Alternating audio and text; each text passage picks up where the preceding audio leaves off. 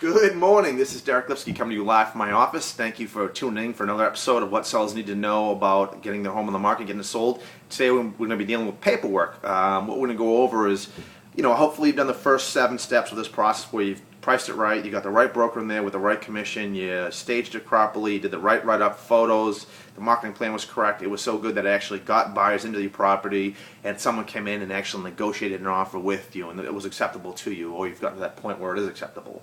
Now they have a couple different things. Once we get to an offer in front of us, we have the price, the deposit, the terms of the closing, the commitment date from their mortgage broker, and also inspections. We're going to move to the next part, which is actually letting the buyer do their inspections. Now, be careful at this point because they're given 10 days after you sign that offer in the state of Massachusetts to do their inspections and get back to you. In that same time frame, we have to draft up a purchase and sales, which is the more formal contract of the offer itself.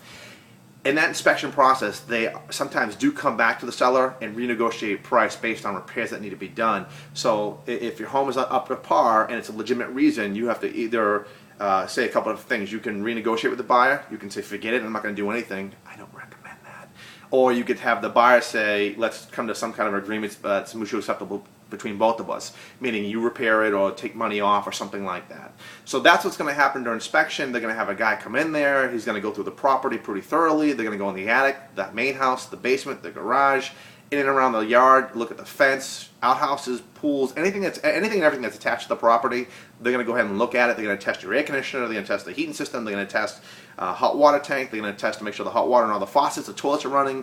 They're going to make sure electrical's working. They're going to check every outlet. They're going to open and shut every window. They're going to look for mold in the attic. They're going to look for mold in the basement. They're going to look for radon gas. They're going to look for asbestos, lead paint, termites. I mean, they're going to look for anything and everything that could be wrong with the property, just regular wear and tear of the property, and they're going to point out everything that's wrong with the house to the buyer. That's their job, to find things that are wrong with the property. So don't take it personal when they say stuff that's there.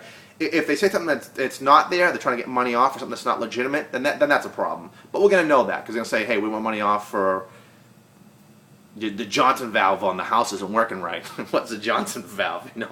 It's baloney. There's nothing there. But you'll have if you have a good agent who's going to help you sidestep a lot of those landmines and get through that process. If they do come back and want something done, we can repair it if we have to. We can negotiate money down. The buyer may want to have it done himself. I'm not sure, but every deal is different. So we'll look at that when it comes time and say, what's the best move for you here? Is it legitimate? Does it need to be done? Can you come to terms with that? Maybe give them something, the appliances with the property, and say, I don't want to do that. Is there some way we can get around this, or no?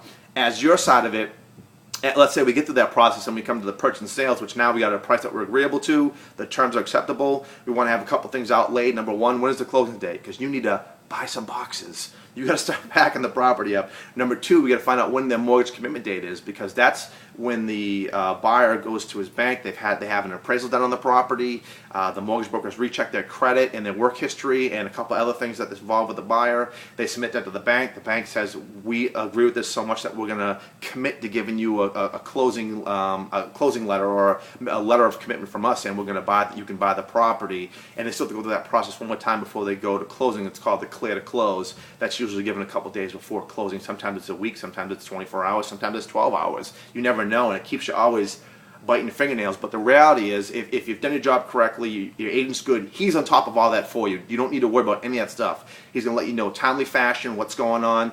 The dates are going to help us, because if we need an extension for something, you're going to get it for the buyer if it's acceptable. You got to go out and find a house if you want to move somewhere else, in terms of, and I'm sure you don't want to be a hobo on the street, a rental property, you're building something. I'm not sure where you're going to go, but you want to make sure that you locate property for you.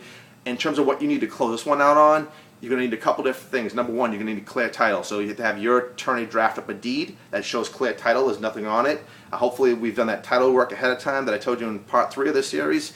And that's a simple move down the road. If you didn't, if there is a problem, they do title work later on. It's an automatic 30-day extension with most contracts. So that sort of covers you, but it's tough to tell someone else that's not involved in this deal, the house you're buying, hold up for 30 days because they're probably buying something, and it's just a snowball effect. So hopefully that's taken care of. You need to do your Title V work. State of Massachusetts, if you have a septic system, you have to have it tested. Some towns make you have it drained or pumped out, so you want to make sure that's taken care of. You want to do your smoke inspection.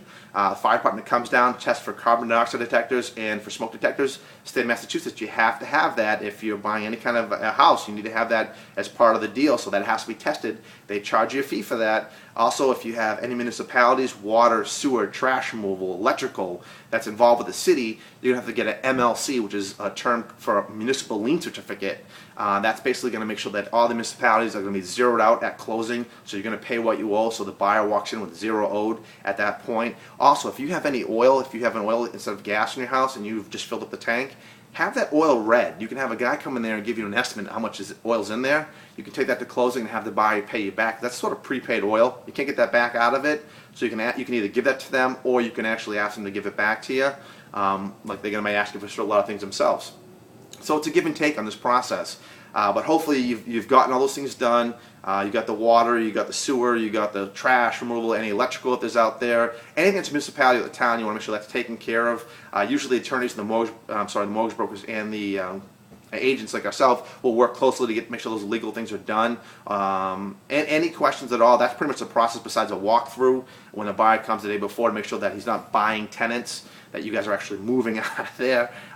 So any questions regarding this kind of subject matter at all, feel free to call me anytime, 508-326-5320. Again, my name is Deric LIpski. My information's here, below this link here. If you look down, there's always information here. Leave me a message here. Type something out. You want to hear something, a deal with real estate you want to know more about? Let me know. I'll bring it up on a video chat. We'll talk about it. Till tomorrow, see you then.